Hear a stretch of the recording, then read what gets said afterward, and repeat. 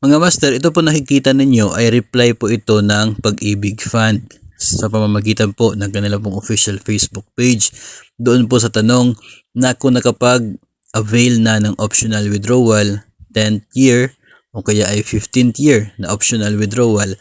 ay maaari pa rin bang mag-withdraw after ng 20 years mo, no? So ang sabi po ng Pag-ibig Fund sa kanila pong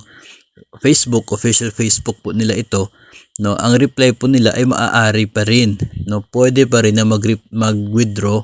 ng inyo pong savings sa kanila, maturity claims kung tawagin, kapag umabot ka na ng 240 months of equivalent contribution. So kahit po nag-avail ka noong nag 10 years ka until 2019, o kaya naka-avail ka noong nag 15 years ka simula po 2020, kasi starting 2020 hindi na available yung 10 years na optional withdrawal,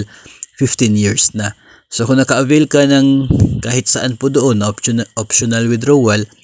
ay pwede pa rin na makapag-process ng maturity ninyo kapag umabot na ng 240 yung total contribution mo from the start na naging miyembro ka ng Pag-ibig Fund. So may mga instances kasi na natatanggap tayong mensahe na sa kanila raw ay sinasabi ng Pag-ibig Office na hindi na pwede, pero kung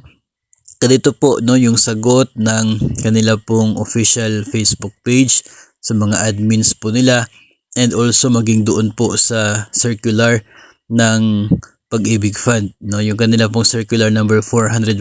regarding the optional withdrawal, ang sinasabi po doon na once lamang ang optional withdrawal at pwedeng mag-withdraw again kapag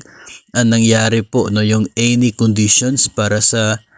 termination of membership. And ang sabi po ng Pag-ibig Law sa batas ng Pag-ibig, isa po sa termination of membership na reasons ay ito pong kapag umabot ka na ng maturity, which is 20 years. So hopefully ay makita po ito na mai-refer din po ninyo ang sagot na ito doon po sa inyong Pag-ibig Office kapag sasabihin po nila na hindi po pwede. Kasi hindi naman pwede na sasabihin ng